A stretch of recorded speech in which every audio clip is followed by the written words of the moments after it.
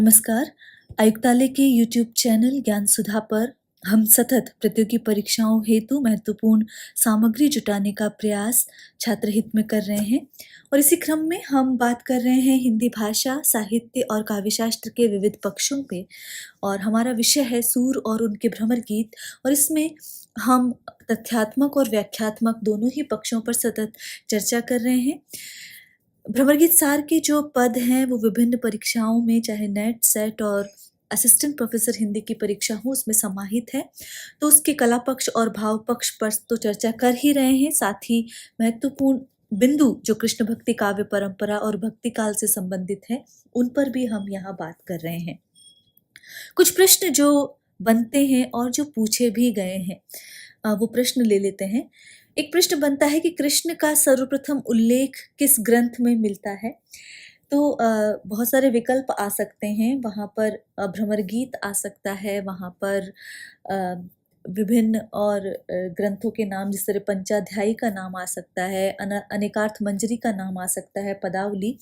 तो यहाँ पर जो सटीक उत्तर बैठता है वो है ब्रह्मचरित। तो ब्रह्मचरित वो रचना है जिसमें श्री कृष्ण का सर्वप्रथम उल्लेख मिलता है। तो ब्रह्मचरित। साहित्य लहरी की विषय वस्तु क्या है? जैसा कि हम जानते हैं, साहित्य लहरी सूरदास का ग्रंथ है, सूरदास द्वारा रचित है। और जब इसकी विषय वस्तु देखते हैं तो नायिका भेद इसका विषय है, दृष्टकूट पद है इसमें और नायिका भेद इसका मुख्य विषय है। एक प्रश्न और पूछा जा सकता है कि साहित्य लहरी में सूरदास ने स्वयं को किसका वंशज बताया है? तो बहुत सारे विकल्प हो सकते हैं, लेकिन चूंकि हमें एक विकल्प पर ध्यान देना है, तो चंद बरदाई का वंशज स्वयं को बताते हैं सूरदास, तो ये ध्यान रखें। सूरसागर के पदों को कितने भागों में बांटा जा सकता है? ये कोई अध्येता ही बता सकता है और अध्ययन सौलभ्य की दृष्टि से इसे 2 भागों में बांटा जा सकता है, जिसका जिक्र मैनेजर पांडे भी करते हैं। और उन 2 भागों में वहाँ विनय के पद भी मिलते हैं और लीला के पद भी मिलते हैं जो रास से संबंधित है। तो विनय के पद और लीला के पद, इन 2 भागों में संपूर्ण सूरसागर के पदों को हम बांट सकते हैं। और इसी से भ्रमर गीत सार की विषय वस्तु भी आती है। एक प्रश्न जो पूछा जा रहा था बार बार छात्रों द्वारा और प्रतिभागियों द्वारा कि जो नंददास की जो रचना है वो रास पंचाध्यायी है या और कोई रास पंचाध्यायी है, जिसके बारे में सर्वाधिक प्रश्न पूछा जाता है। तो जो यदि हम कृष्ण भक्ति काव्यधारा में कोई बात कर रहे हैं और जिस रास पंचाध्यायी पर सर्वाधिक प्रश्न पूछे गए हैं वो नंददास की रचना है। और नंददास की इसी रचना की वजह से उन्हें जड़िया की उपाधि भी दी गई है कि और कवि गड़िया नंददास जड़िया, तो इस तरह की बात भी कही गई है। नंददास की किस रचना को पर्यायवाची कोश, अगर नंददास की ही बात करें तो एक रचना को पर्यायवाची कोश भी कहा जाता है, वो है नाम मंजरी। तो अगर रास पंचाध्यायी से संबंधित प्रश्न बने तो वहां पर इससे 3 प्रश्न बनते हैं कि किस रचना की वजह से उन्हें जड़िया की उपाधि दी गई, तो रास पंचाध्यायी। रास पंचाध्यायी को हिंदी का गीत गोविंद भी कहा जाता है, ये एक प्रश्न भी बनता है, तो ये भी ध्यान रखा जाना चाहिए। और ये वियोगी हरि ने इसे गीत गोविंद की उपमा दी है, तो ये भी ध्यान रखें।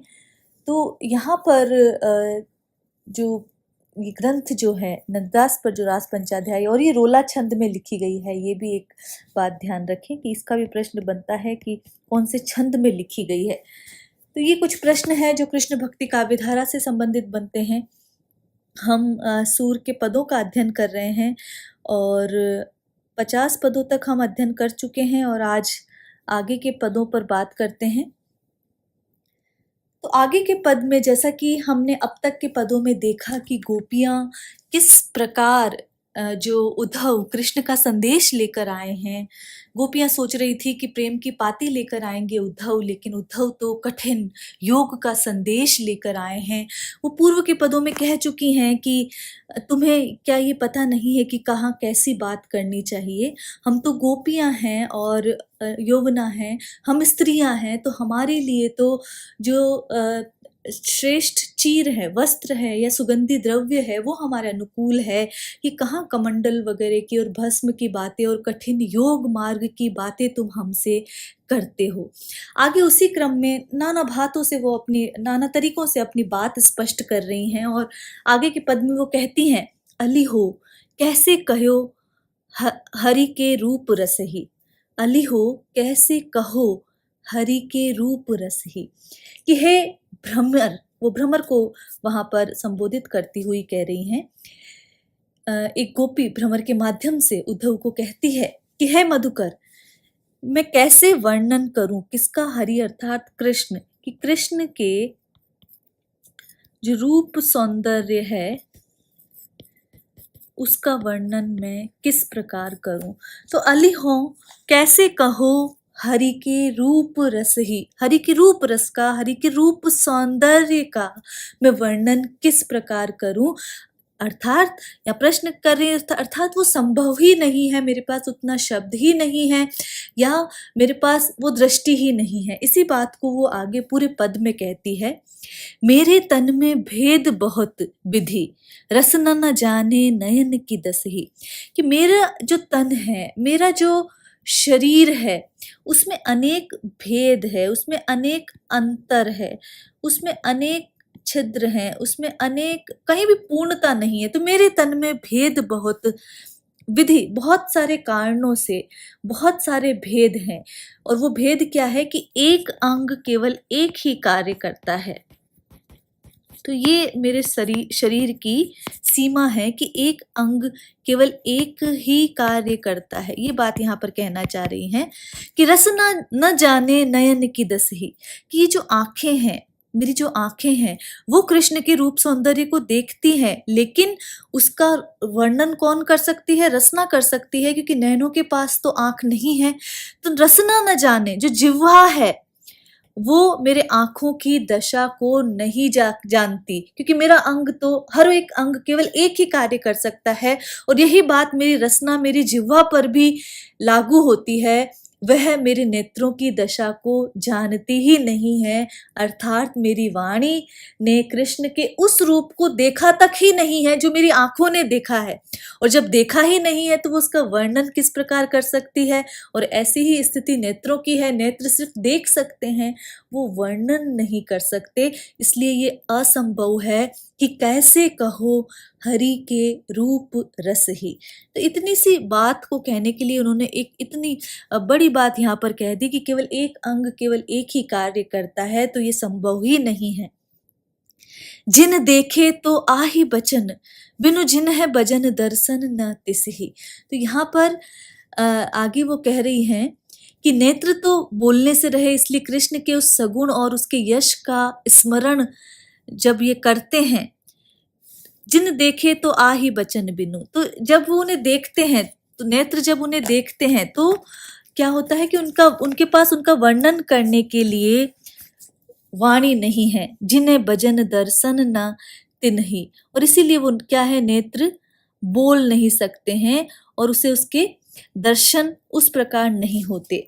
बिन बानी भरी उमगी प्रेम जल, और जब ये नेत्रों की दशा है कि वो देखते तो है लेकिन उनके पास वचन नहीं है, और उसके बिना उसके दर्शन को कैसे उसका वर्णन करें। जिन्हें वचन दर्शन ना, तो उनको वचन के माध्यम से उनका वर्णन कैसे करे।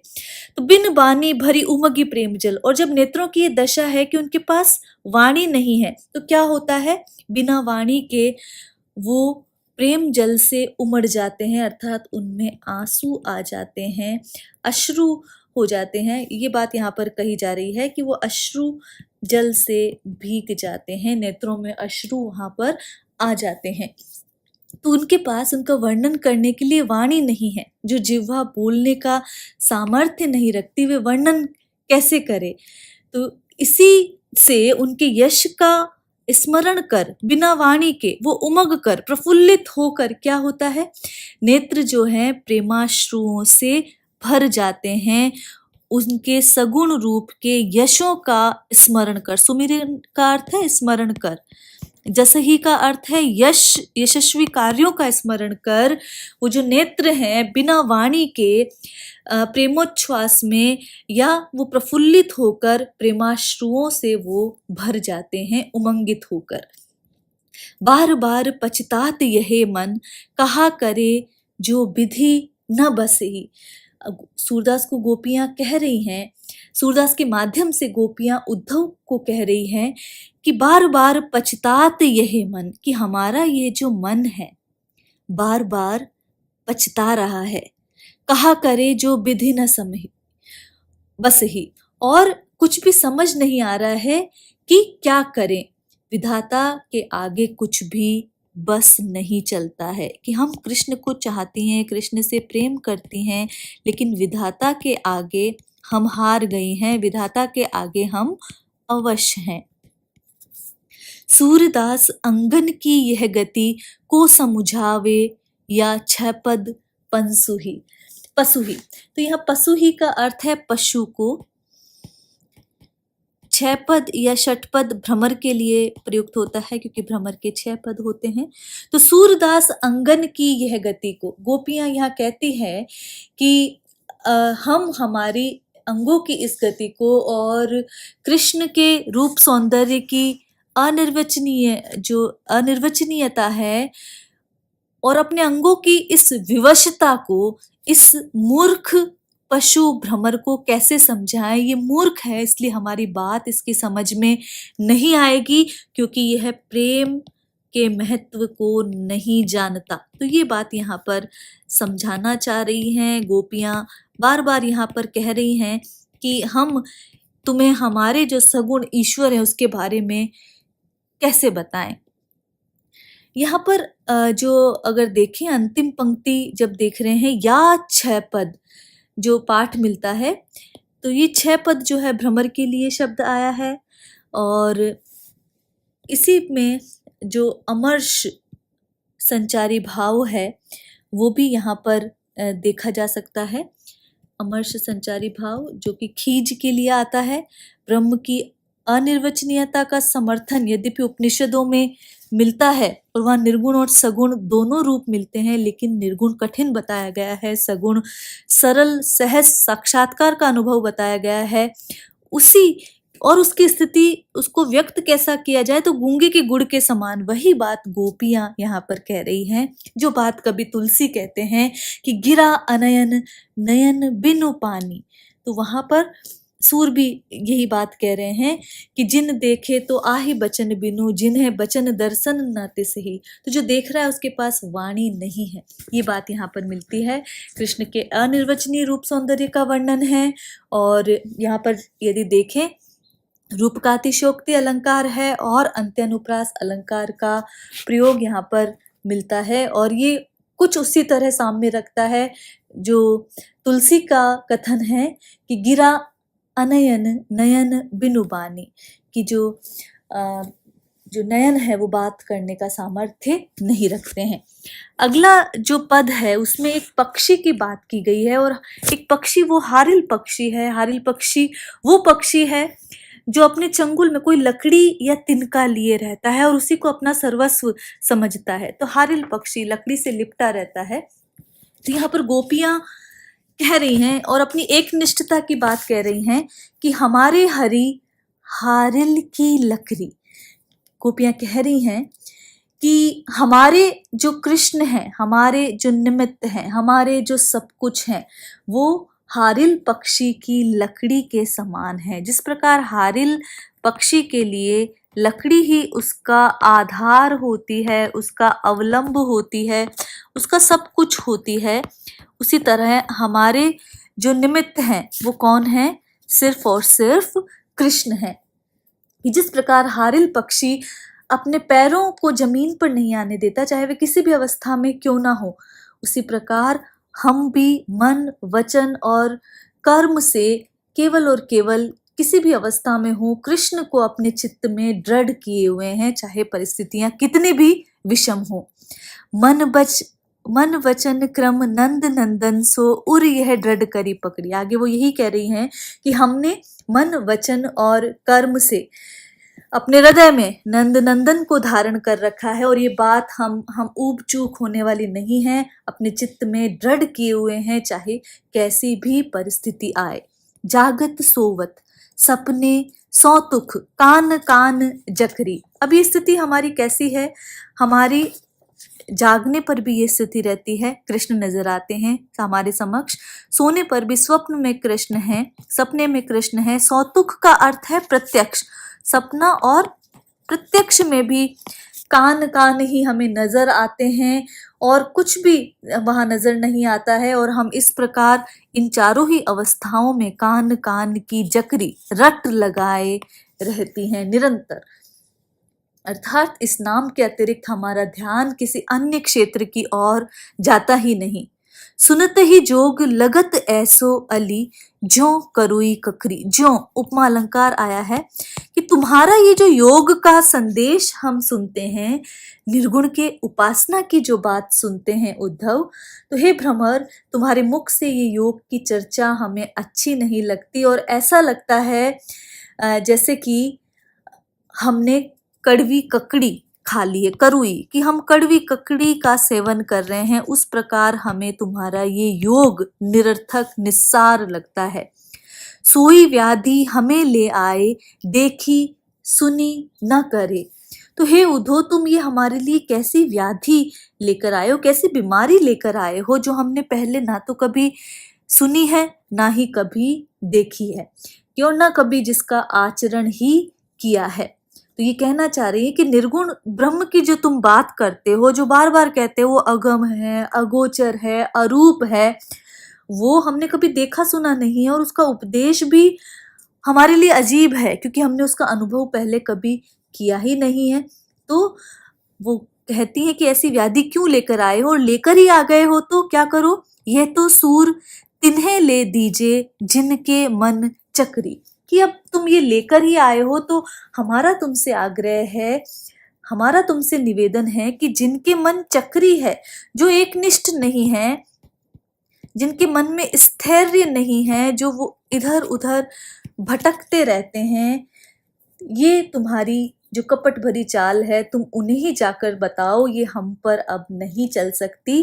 क्योंकि हम क्या हैं, हम तो सरल मना गोपियां हैं, स्त्रियां हैं, और हम एक ही व्यक्ति के प्रति प्रेम करती हैं, किसी अन्य को अपने हृदय में नहीं धारण कर सकती। तो योग का उपदेश, दूसरी तरह से ये कहा जा सकता है कि योग का उपदेश उनके लिए सार्थक है जिनका मन भटकता रहता है। हम तो अचल हैं, हम तो दृढ़ प्रतिज्ञ कृष्ण की उपासिकाएं हैं, इसलिए ये योग का संदेश हमारे लिए कारगर नहीं है। ये बात यहाँ पर गोपियां प्रकारांतर से कह रही हैं। आगे का जो पद है उसमें भी गोपियां इसी योग मार्ग की निरर्थकता को बताती हैं, और खींचकर उद्धव से ये बात कहती हैं कि फिर फिर कहा सखावत योग, कि तुम हमें फिर कर अर्थात बार बार ये योग क्यों सिखाते हो। फिर सिखावत, मौन, सॉरी यहाँ पर मौन है, तो फिर कहा सिखावत मौन, कि बार बार क्यों हमें तुम ये योग विषयक उपदेश देकर हमें मौन रहने की बात करते हो। तो योग की ही एक अवस्था है जहाँ पर ध्यान समाधि की बात की जाती है और वहाँ पर मौन की बात की जाती है। तो यहाँ पर गोपियाँ कह रही हैं बार बार उद्धव को उनकी जो वो अपनी आदत से जो विवश हैं और विवश होकर जो निर्गुण का उपदेश उन्हें दे रहे हैं, उसके लिए वो वहाँ पर कह रही हैं कि फिर कहाँ सिखावत योग, कि हमें बार बार तुम ये योग की बात और मौन धारण करने की शिक्षा का उपदेश आखिर क्यों दे रहे हो। दुसह बचन अति यो लागत उर्जो जारे पर लोन, और तुम्हारा ये जो योग की स्थिति का पालन करते हुए मौन धारण करने की जो शिक्षा का जो उपदेश है, वो हमें इतना कठिन लगता है, इतना दुखद लगता है, और वो इस प्रकार लगता है जैसे कि किसी ने जलते हुए पर नमक छिड़क दिया है। तो तुम्हारा ये जो योग है, तुम्हारा ये जो निर्गुण का संदेश है, वो ऐसा प्रतीत होता है कि जैसे किसी ने जलते हुए पर नमक छिड़क दिया है। जैसे जले पर नमक लगता है, उतना ही ये वचन हमें कठोर लगता है। सिंगी भस्म त्वचा मृग मुद्रा अरु अवरोधन पौन। तो यहाँ पर अवरोधन का अर्थ है रोकना, और किसको रोकना? पवन को। जब योग किया जाता है तो सांसों की गति पर नियंत्रण किया जाता है, उसकी बात है। त्वचा मृग, मृगछाला की बात यहाँ पर की जा रही है। तो यहाँ पर जितने भी जो योग की चीजें जो धारण करने की बात है, यहाँ पर तुम कहते हो कि हम सिंगी भस्म मृगछाला और मुद्राएं धारण करके, नाना मुद्राएं धारण करके क्या करें? प्राणायाम करें और सांसों को वहां बांधें और पवन को रोकें। तो यहाँ पवन से प्राणायाम से तात्पर्य है कि हम प्राणायाम करें और सांसों की गति को रोकें। तो तुम हमसे कहते हो कि हम सब ये धारण करके प्राणायाम साधना करें, किंतु हम अबला अहीर सठ मधुकर। तो हे मूर्ख मधुकर, हे भ्रमर, हम तो अबला हैं, हम कोमल हैं और अहीर जाति की कन्याएं हैं, हम जाति की अहीर अबलाएं हैं। तो हम तुच्छ हैं, घर वन जाने कौन। हम तो घर को ही जानती हैं, वन को नहीं जानती हैं। और सुना है तुम्हारा ये जो निर्गुण है, इसकी साधना तो वन में करनी पड़ती है। तो बहुत सहज भाव से वो बात ये कहती हैं कि हम तो जाति की अहीर अबलाएं हैं, महिलाएं हैं। तो हमारे समझ में ये बड़ी बड़ी बातें भला कैसे आ सकती हैं? और फिर हमने सुना है कि इस योग साधना को तो वन में किया जाता है, तो हम तो केवल घर को जानती हैं, वन को हम नहीं जानती हैं। तो वन में संपन्न किया जाता है, हम घर में रहने वाली हैं, तो हम घर में इस योग साधना को संपन्न कैसे कर सकती हैं? यह मत ले तिन्ही उपदेशो जिन्हें आजु सब सोहत। अब ये जो योग साधना का जो तुम उपदेश ही दे रहे हो, निर्गुण की जो बात कह रहे हो, तो हे उद्धव, ये मत जो तुम्हारा है, ये उपदेश जो तुम्हारा है, तो कृपा करके ये योग की शिक्षा तो उनको ही जाकर दो जिन्हें आज सब सोहत, जिन्हें ये सब भला लगता है, जिन्हें ये सब सोहता है, जिन्हें ये सब अच्छा लगता है। क्योंकि हमें तो ये बिल्कुल भी ये बात अच्छी नहीं लगती है, इसलिए कहीं ये और ही ले जाओ, कहीं और ही जाकर दो। तो यहाँ पर प्रकारांतर से वो कुब्जा को ये कहना चाह रही है। कुब्जा पर ये पंक्ति ध्वनित होती है कि हम तो कृष्ण के विरह में वैसे ही वियोगिनी हैं, तो हमारे लिए तो ये चीज ठीक नहीं है कि हम ये योग वो करें। और तो भोग और लालसा तो है वो कुब्जा ही करती है, तो और कुब्जा की सखियां ही करती हैं, तो उन्हें योग संयम का व्रत देकर ठीक रास्ते पर लाओ। हम तो स्वयं ही कृष्ण की वियोगिनियां हैं, भोग लालसा से दूर हैं, हम तो स्वयं ही दुखी हैं, तुम हमें कौन सी योग की शिक्षा दे रहे हो? सूर आज लो सुनी न देखी पोत सूतरी पोहत। पोत का अर्थ है माला की जो गुड़िया होती है, अर्थात गुड़िया मनकों को भी कहते हैं। तो यहाँ पर वो कह रही हैं कि अच्छा तुम ये बताओ कि क्या कभी तुमने ये सुना है कि क्या ये कार्य संभव है कि मोटी सूतली में माला के गुरियों को पिरोते हुए कभी देखा है? अर्थात माला में जो पिरोया जाता है, जो गुरियां पिरोई जाती है, तो जो माला का धागा है वो पतला होता है, मोटी सूतली में वो जो गुरियां है वो नहीं पिरोई जा सकती। तो यहाँ वो प्रकारांतर से कह रही है कि हमारी बुद्धि भी मोटी है, सूतली के समान मोटी है, और तुम्हारी ज्ञान चर्चा गुरियों के छिद्र के समान सूक्ष्म है। तो हमारी मोटी बुद्धि में तुम्हारा ये सूक्ष्म ज्ञान जो है और उसकी बातें जो हैं वो भला कैसे समा सकती है? तो ये संभव ही नहीं है, तो तुम इस असंभव कार्य को हमारे लिए क्यों कर रहे हो? तो यहाँ जो हमने पहला शब्द मौन पढ़ा है पहली पंक्ति में, इसमें श्लेष अलंकार है। तो मौन जो है वो योग की एक स्थिति है और एक लक्षण विशेष भी है। तो इस प्रकार ये श्लेष है यहाँ पर। तुसह बचन अति यों लागत उर ज्यों का जारे पर लौन। तो यहाँ पर उपमा अलंकार है। जब हम देखते हैं उपमा अलंकार आया है और इसी तरह जारे पर लोन आया है तो लोकोक्ति अलंकार माना जा सकता है। और सूर आज लो सुनी न देखी पोत सूतरी पोहत। तो यहाँ पर भी लोकोक्ति अलंकार माना जाएगा क्योंकि यहाँ पर माला की गुरियों की बात यहाँ पर की जा रही है। अगला जो पद है उसमें फिर वही जो प्रेम पक्ष की बात यहाँ पर कही गई है, प्रेम की महत्ता यहाँ पर बताई गई है कि प्रेम रहित यह जोग कौन काज गायो। तो गोपियां उद्धव की जो योग साधना है उस पर कटाक्ष करती हुई वो कह रही हैं कि कृष्ण प्रेम की विवशता की बात कह रही है कि तुमने इस योग के गीत यहाँ हमारे सामने गाए ही क्यों, जिसमें प्रेम के लिए स्थान ही नहीं, जो प्रेम से रहित है। वो ये योग का जो गीत है, योग का जो उपदेश है, आखिर वो हमारे सामने गाया ही क्यों, क्योंकि हमारे लिए तो सिर्फ और सिर्फ प्रेम की बातें ही महत्वपूर्ण है। कौन काज, किस काम से आखिर तुमने गाया है, क्या प्रयोजन है। दीनन सो निठुर बचन कहे कहा पायो। अब तुम बताओ, हम तो वैसे ही दुखी हैं, दीनन हैं, गरीब हैं, और हम दुखियारी स्त्रियों को जो कि वियोगिनी भी हैं उसको तुमने इतने कठोर वचन सुनाकर बोलो भला क्या ही पा लिया। तो ये बताओ कि हम दुखियों को ऐसे योग के कठोर वचन कहकर तुम्हें आखिर क्या ही मिल गया। नयनन निज कमल नयन सुंदर मुख हेरो। हमारे इन आंखों ने तो केवल और केवल वो सुंदर मुखमंडल जो कृष्ण का है, केवल वही हमारे नेत्रों ने उनके दर्शन किए हैं।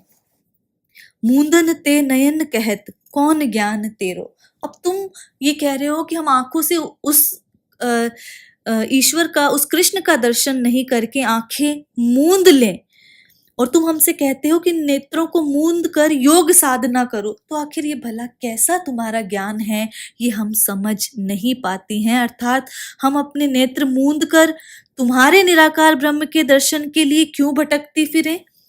तामे कहू मद कर हम कहाँ लेन जाई। अब तुम बताओ कि तुम्हारे इस योग को, जिसमें हमारे कृष्ण है ही नहीं, किस लालच से, और हम इसको क्यों, आखिर क्या लेने के लिए हम इसकी साधना करें। जामे प्रिय प्राणनाथ नंदन नंद नंदन नाही। और उसके हम क्यों ही बात करें जिसमें हमारे जो प्राणों के ईश्वर कृष्ण हैं वो हैं ही नहीं, वो निवास ही नहीं करते। तो इस निर्गुण की बात हम क्यों करें, इसे आखिर कहाँ लेने जाएं। जिनके तुम सखा साधु बातें कहो तिनकी। तुम तो हमें उन्हीं की बातें बताओ जिनके तुम सच्चे मित्र हो। तो हमें ये निर्गुण निर्गुण छोड़ो, तुम जिनके सखा हो उनकी ही भली बातें हमें बताओ। जीवे सुनी शाम कथा दासी हम जिनकी। तो हम उनकी दासी हैं और उनकी बातें सुनने से ही हमें प्राण मिल सकेंगे और हम पुनः जीवित हो जाएंगे। अर्थात अभी हम मृत प्राय हैं उनके वियोग में, तो हमें तो तुम उनकी बात कहो जिनके तुम सखा हो, और उन्हीं की श्रेष्ठ बातें हमें कहकर सुनाओ। निर्गुण अविनाशी गुण आनि भाको सूरदास जिए के जिए कहाँ कान राखो। तो यहाँ पर वो बाद में कह रही है कि हम ये चाहते हैं कि तुम जिनके सखा हो उन्हीं की बातें करो, और हम जैसी दासियां भी अपने प्राणाधार कृष्ण की प्रेम भरी चर्चा से ही संतोष प्राप्त करेंगी। तो निर्गुण अविनाशी गुण आनि भाको।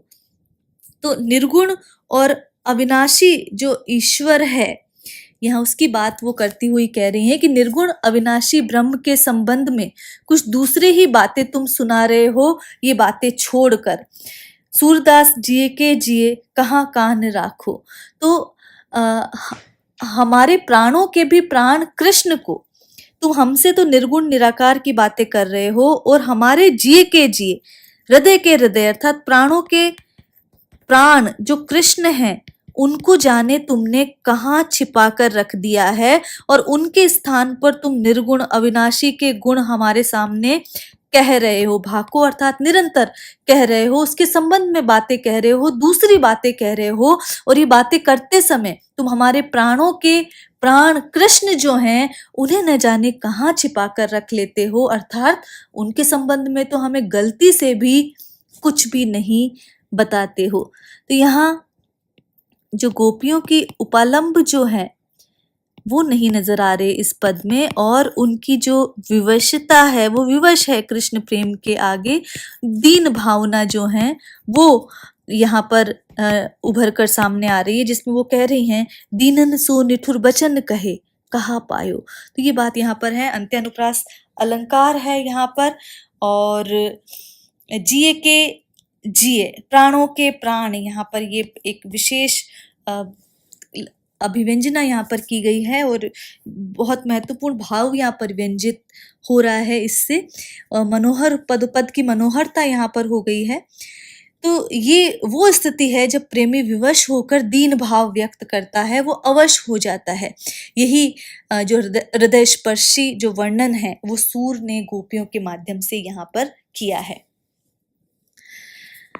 अगला जो पद है उसमें गोपियां पिछले पद के भाव को ही एक तरह से पल्लवित कर रही है, उसका विस्तार दे रही है कि जनी चालो अली बात पराई। जनी चालो का अर्थ है मत चलाओ, पराई बात मत चलाओ, दूसरी बात मत चलाओ। उद्धव से कह रही हैं कि हे उद्धव, तुम यहाँ कृष्ण के अतिरिक्त कोई पराई बात, कोई किसी निर्गुण विरगुण की बात तुम नहीं करो, किसी निर्गुण ब्रह्म की चर्चा हमसे नहीं करो। तो यहाँ पर वो पहले की ही बात ही कह रही है कि तुम कृष्ण के अतिरिक्त किसी अन्य की चर्चा मत करो, हमें उनके अतिरिक्त कोई भी भाखा, कोई भी वार्ता प्रिय ही नहीं है। ना को कहे सुने या ब्रज में नई कीर्ति सब जाति हिराई, कि ब्रज में इस प्रकार की नई नई बातें जो हैं ना तो कोई कहता है ना ही कोई सुनता है, और तुम्हारी बार बार की इस चर्चा से वह संपूर्ण कीर्ति नष्ट हो रही है जो तुमने यहाँ कृष्ण के सखा के रूप में आकर प्राप्त की है। कि तुम्हारे तो कीर्ति है कि तुम कृष्ण के मित्र हो, लेकिन जब ये तुम निर्गुण और ब्रह्म की ऐसी, जिसने किसको देखा ही नहीं है, ऐसे निर्गुण की बात, जो नई नई बातें जो किसी ने ना तो सुनी है इस ब्रज में, वो नई बातें जो करते हो, तो तुम्हारी जो कीर्ति जो है कृष्ण के सखा के रूप में, वो भी यहाँ पर तुम नष्ट कर रहे हो। हिराई का अर्थ है खोना या नष्ट करना, तो उस कीर्ति को भी, उस यश को भी दूर कर रहे हो। नई जो अभी अभी नई नई कीर्ति तुम्हारी मिली है तुम्हें कृष्ण के सखा के रूप में, वो भी तुम खो रहे हो अपने इस निर्गुण ब्रह्म की चर्चा से। बूझे समाचार मुख ऊंधो कुल की सब आरती बिसराई। आरती का अर्थ है कष्ट, बिसराई का अर्थ है भुला देना। तो यहाँ पर वो कह रही हैं कि तुम्हारी इस चर्चा से तुम्हारी कीर्ति तो नष्ट हो ही गई है और सब असंतुष्ट हो रहे हैं। आगे वो कहती हैं कि हे उद्धव, बूझे समाचार मुख ऊधो, कि हे उद्धव, हम तुमसे ही ये पूछती हैं अपने मुख से। पूछे समाचार मुख ऊधो, अपने मुख से ये पूछती हैं, साफ साफ पूछती हैं कि क्या कृष्ण ने अपने कुल के सभी कष्टों का विस्मरण कर दिया है, या उन्हें क्या तनिक भी अपने पारिवारिक मामलों की याद नहीं है? क्या वो सब कुछ भूल गए हैं? क्या अपने कुल के कष्टों को उन्होंने भुला दिया है? भले संग बसी भई भली मती, भले मेल पहचान कराई। उन्होंने भले लोगों के साथ बैठकर, मथुरा में उन्हें अच्छे लोगों का साथ मिला है, तो भले लोगों के साथ बैठने के कारण उनकी बुद्धि भी वैसी ही हो गई है, भले मेल पहचान कराई। और अपनी उसी नई बुद्धि के कारण ही उन्होंने हमसे, तुम जैसे भले लोगों की जान पहचान कराई है। तो भाव ये कि तुम्हें यहाँ यह संदेश लेकर भेजा है। तो यहाँ पर काकू वक्रोक्ति मानी जाएगी, सीधा सीधा अर्थ नहीं है। काकू से वो ये कहना चाह रही हैं कि कृष्ण की मति भी वहां जाकर मारी गई है। सुंदर कथा कटुक सी लागती, उपजल उर उपदेश खराई। गोपियां यहाँ कहती हैं कि हे उद्धव, तुम्हारे अनुसार ये निर्गुण ब्रह्म की जो सुंदर बातें हैं, तुम्हारी जो सुंदर कथा है, तुम ये कह रहे हो निर्गुण की बहुत सुंदर कथा है, हमें तो बहुत कड़वी लगती है, कड़वी जैसी लगती है। तो उपमा अलंकार है, कटुक सी लागती उपजल उर उपदेश खराई। ये तुम्हारा जो तुम ये कहते हो कि ये जो बहुत सुंदर बातें और कथा है वो कड़वी और निराधार है, निराधार लगती है। इतना ही नहीं, ये योग परक उपदेश से हमारे हृदय में खटाई उत्पन्न हो जाती है। अर्थात ये योग परक जो उपदेश है वो हृदय में लगना चाहिए, हृदय को शीतल करना चाहिए, लेकिन ये तो खारापन या खरी या खटाई लिए हुए हमें ये उपदेश लगता है। उल्टी नाव सूर के प्रभु को बहे जात मांगत उतराई। तो यहाँ पर ये है कि कृष्ण का ये कैसा न्याय है कि बीच धारा में, हमारी नाव तो प्रेम की धारा के बीच ही उलट गई है, ठीक है, हमारी नाव तो बीच में ही उलट गई है और यात्री तो बस जल में बहे जा रहे हैं, सूर्य के प्रभु को बहे, और यात्री जो हैं वो तो केवल बहे जा रहे हैं, जात मांगत उतराही। लेकिन इस योग के संदेश को भेजकर तुम हम जो मझधार में फंसे हुए हैं उससे हमसे उतराई का मूल्य और मांग रहे हो। तो हम पर ये कैसी और कठोर न्याय कर रहे हो। ये कैसा ही न्याय है कि नदी में बहे जा रहे यात्रियों से ही नाव की उतराई मांगी जा रही है, नाव का किराया मांगा जा रहा है। तो यहाँ पर दृष्टांत अलंकार माना गया है यहाँ पर कि जो गोपियां हैं वो तो निराधार हो गई हैं और प्रेम की नदी में बीच में ही, मझधार में ही अटक गई हैं। उस पर भी कृष्ण उद्धव को भेजकर उनसे नाव की उतराई मांग रहे हैं। तो ये कैसा न्याय है। यहाँ पर काकु वक्रोक्ति का प्रयोग हमने देखा, अंत्यानुप्रास अलंकार है, पूरे पद में लोकोक्ति अलंकार की बात की गई है, विपरीत लक्षणा अलंकार है, ब्रजभाषा का प्रयोग है। आज हम इतने ही पदों का अध्ययन करेंगे आगे आने वाले कालांशों में। आज के लिए इतना ही, नमस्कार।